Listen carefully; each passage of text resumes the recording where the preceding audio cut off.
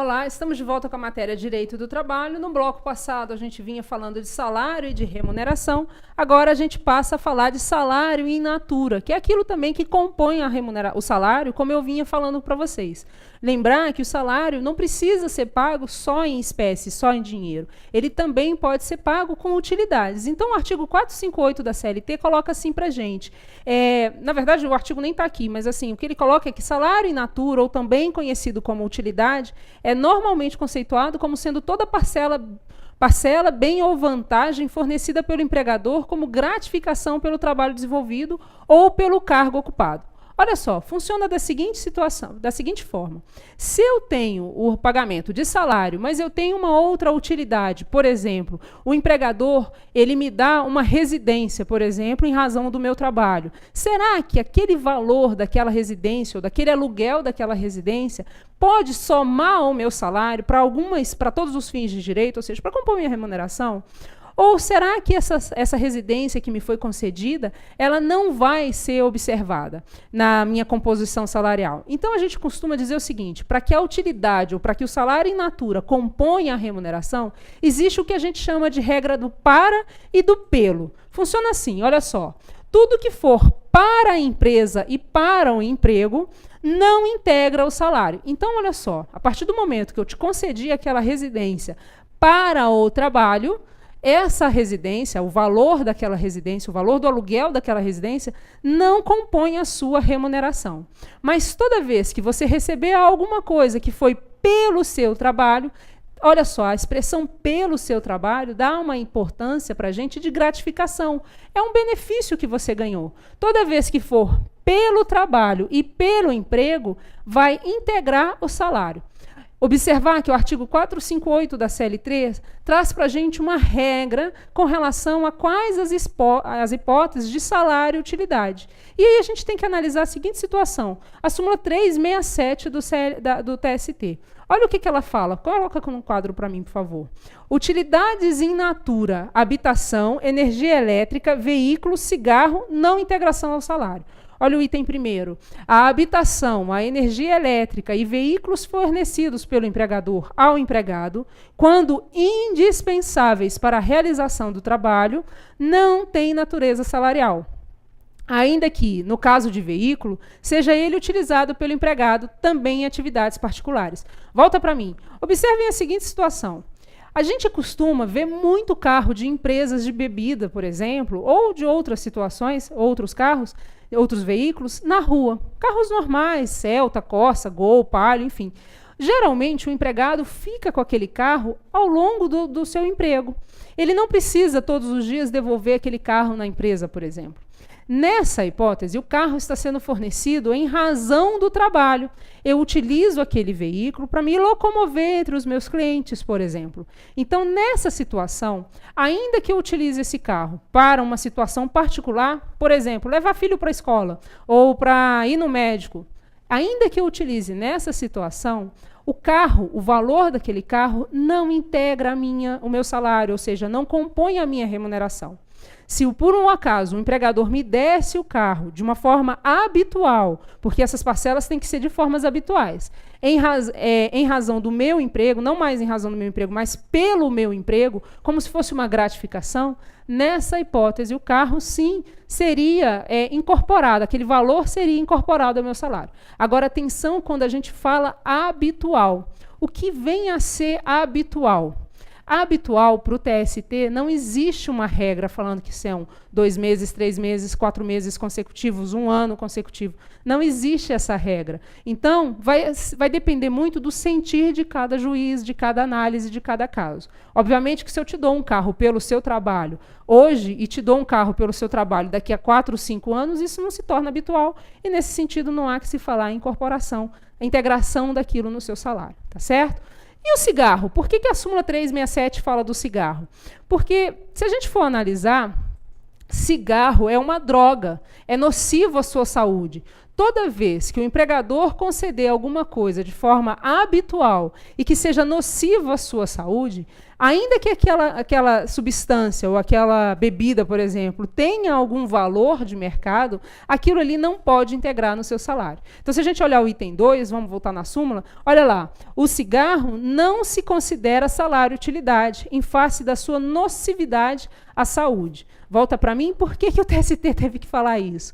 O TST fala isso em razão das inúmeras reclamações trabalhistas que surgiram em razão de empresas, de indústrias com relação a cigarro. É muito comum o empregador, por exemplo, conceder para o seu empregado pacotes de cigarro ou maços de cigarro nessa situação.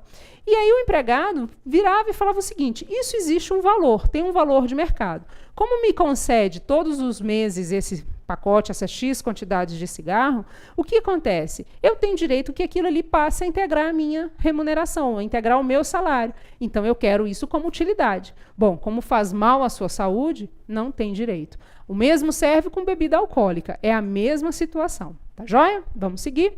A gente vai falar agora de diária. Bom, toda vez que a gente fala de diária, a gente tem que analisar a previsão no artigo 457, parágrafo 2º da CLT.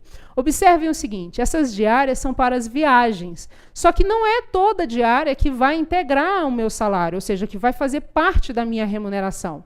Somente as diárias que excedam 50% do salário é que vai ter natureza salarial. Do contrário, a diária tem natureza indenizatória. Então, olha só para mim, por favor. Olha aqui no quadro.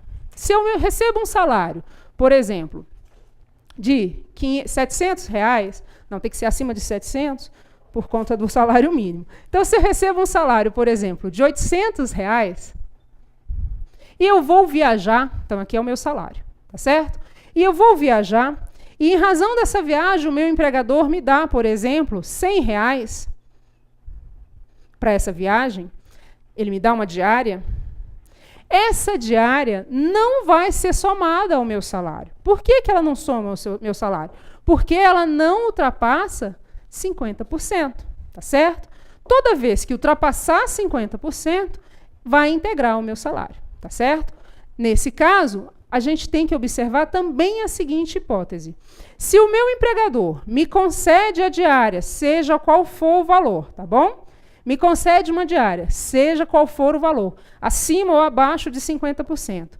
E ele me pede que eu traga os comprovantes, que eu comprove os gastos. Toda vez que ele faz isso, ele está me indenizando de forma antecipada. Então, se ele pedir o comprovante dos meus gastos, não há que se falar em integração também. Ainda que esse valor seja acima do que 50%. Porque ele me pede um comprovante, ele me pede que comprove. O que está acontecendo é que ele está me indenizando de forma antecipada. E se eu gastar acima daquele valor que ele me deu, e ele te reembolsar, ainda assim é a mesma situação. Não vai integrar, porque existe uma indenização prévia nesse caso. Tá certo? Então, só integra o salário, vamos voltar lá para o artigo, para o slide, só integra o salário quando a gente tem qual situação? Quando a gente tem diárias que ultrapassem 50% do seu salário. Tá certo? Do contrário, não vai integrar. Tá certo? A gente tem sempre que observar essa situação, que foi o que a gente falou. Vamos falar agora de equiparação salarial. Vão para mim, vamos observar a seguinte situação. A Constituição da República, no artigo 7º, 30, traz para a gente a seguinte situação. Não haverá distinção de trabalho do homem com a mulher, não haverá distinção do trabalho intelectual, não haverá distinção de salário nessa situação. A gente tem que lembrar que a Constituição da República trouxe para nós que homens e mulheres são iguais perante a lei. A gente vai ver que em algumas situações a mulher é protegida. Mas quando a gente fala de salário, a gente tem que observar o seguinte. O trabalho de igual valor, o trabalho igual e de igual valor para o mesmo empregador tem que ter a mesma remuneração. Portanto, não é porque existe um homem que presta um serviço igual ao meu que ele tem direito de ganhar mais do que eu, salvo algumas exceções. A gente vai no artigo 461 da CLT e a gente vai analisar a seguinte situação. Olha no slide. Sendo idêntica a função a todo trabalho de igual valor prestado ao mesmo empregador na mesma localidade ocorrerá igual salário sem distinção de sexo, nacionalidade ou idade. Então, observem esses itens que estão em vermelho, sendo idêntica a função para o mesmo empregador na mesma localidade. O salário é idêntico, sem distinção de sexo, nacionalidade ou idade. Tá certo? Então, a gente tem que observar a seguinte situação. Vem para mim, olha a seguinte situação aqui no quadro. Se eu trabalho para o meu empregador X e eu exerço uma função, e aqui, função, a gente vai analisar que são as mesmas identidades de tarefa. O TST entende assim. Então, vamos supor que eu sou gerente e eu tenho um salário, por exemplo, de R$2.000, não pode haver distinção para um estrangeiro ou para um homem que trabalhe para o mesmo empregador, que exerça a mesma função de gerente na mesma localidade e ele, por exemplo, receba R$3.000. Não pode haver. Só vai haver essa distinção salarial se a gente tiver a seguinte situação. Se eu tiver, por exemplo, endereços diferenciados. Essa empresa que fica em São Paulo, por exemplo, e a outra empresa que paga, que também é a X, que paga R$3.000, ela fica, por exemplo, no Distrito Federal. Pode haver distinção de salário nesse caso? Pode. Por quê? Porque nesse caso não é a mesma localidade. Então, qual é o conceito de localidade para nós no entendimento do TST? Nesse caso, localidade vem a ser o mesmo município ou região metropolitana. Bom, quando a gente fala de região metropolitana, inevitavelmente a gente tem que ir para as leis estaduais que determinam quais são as regiões metropolitanas, tá certo? Então, tem que observar, de acordo com o local que você tiver, você vai ter que observar a regra, a lei que determina qual é a região metropolitana. Então, por exemplo, a gente sabe que São Paulo e Santos não é a mesma localidade, porque não pertencem à mesma região metropolitana.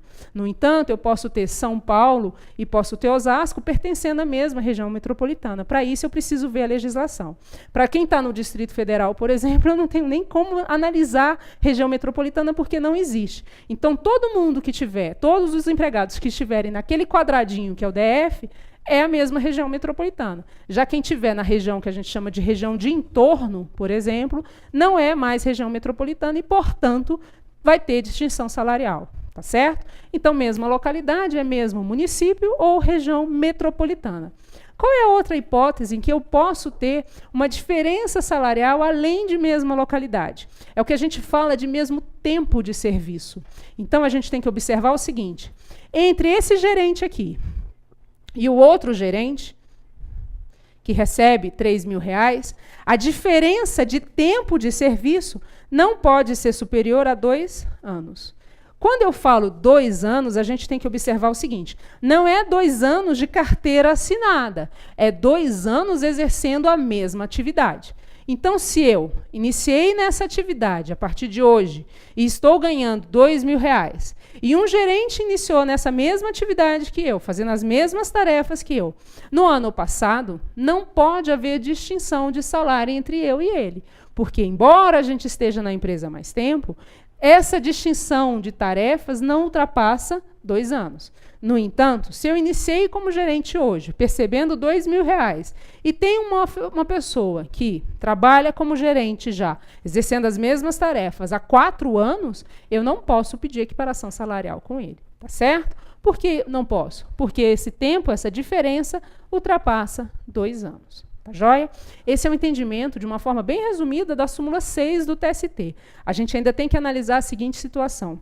Toda vez que na empresa tiver o que a gente chama de quadro de carreira, e o que é o quadro de carreira? É aquele quadro que traz para a gente as funções, traz o salário, traz os requisitos para as funções. Então, toda vez que eu tiver quadro de carreira,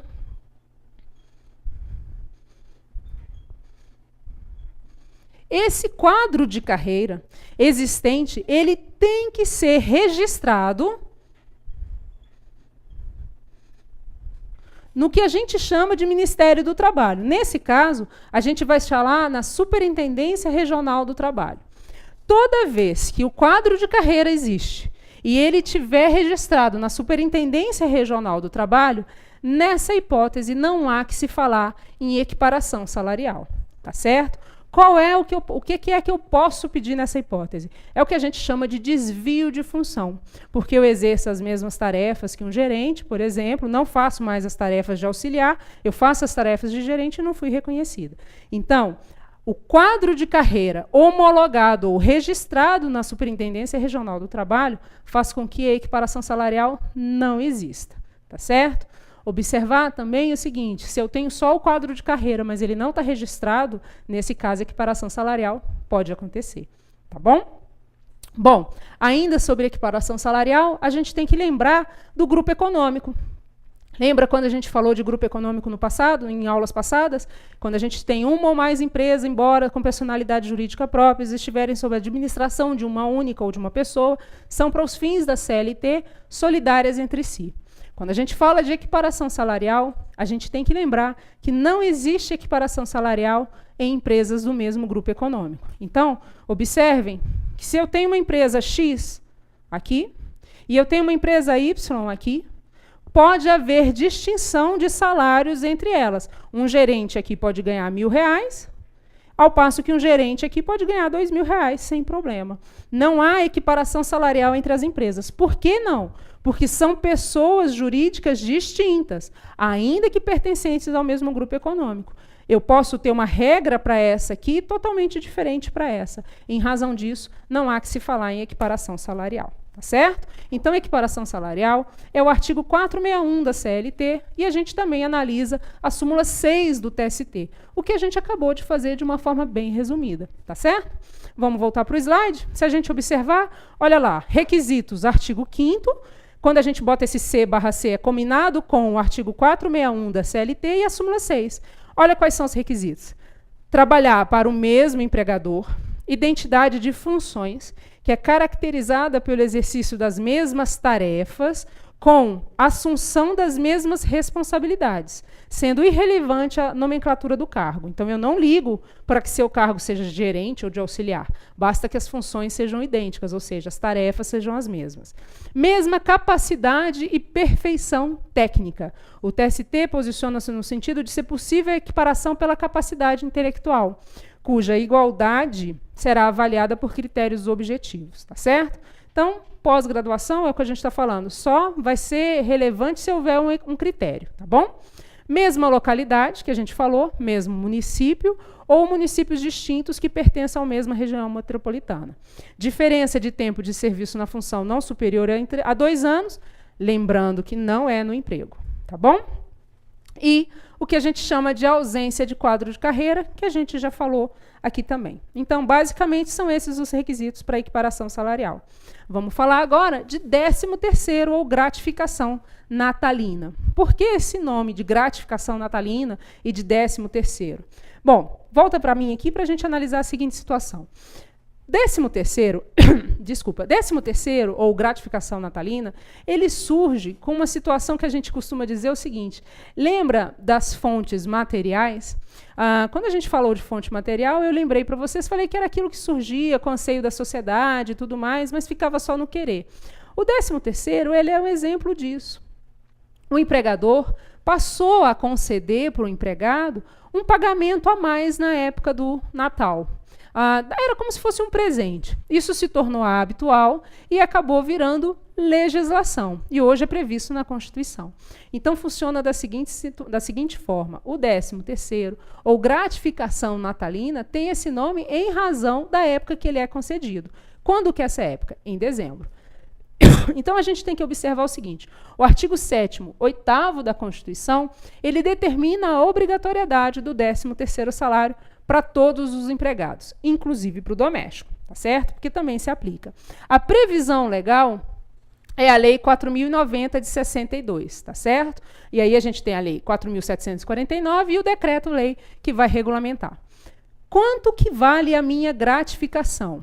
ele vale 1/12 da remuneração por mês de trabalho. Funciona da seguinte forma. Imagine a seguinte situação. Eu tenho o meu salário no valor de, por exemplo, vou botar um valor exato para facilitar, tá? Eu tenho um valor de R$ 1.200. O que vai acontecer? Todo mês, toda vez que eu chegar no 15º dia do mês, eu vou adquirir aquele 12avos. Então, para que eu chegue em dezembro e tenha o direito a R$ 1.200, no caso, vamos supor, no mês de janeiro, por exemplo, quando chegar no 15º dia, eu tenho direito a 1/12 de quanto? De R$ 1.200. E assim vai. Então, eu vou somando isso até chegar dezembro. Então, todo 15º dia, eu faço direito a 1/12 do meu salário. Observar o seguinte, que esse pagamento é para acontecer no dia 20 de dezembro. Se ultrapassar, existe penalidades. Então, a gente volta agora para o slide para facilitar a vida para vocês analisarem. Olha a forma, o valor da gratificação a gente viu, a forma de pagamento, então. Quando a gente fala de forma de pagamento, a gente tem a obrigação de que tem que ser pago entre fevereiro, observem que janeiro não, tá? Entre fevereiro e novembro, a primeira metade. Então, toda vez que o empregador for providenciar o pagamento do 13º, do adiantamento do 13º, ele tem que observar o período de fevereiro a novembro. Por que janeiro não? Porque janeiro eu ainda não adquiri nada do meu 13º, tá certo? E é a primeira metade.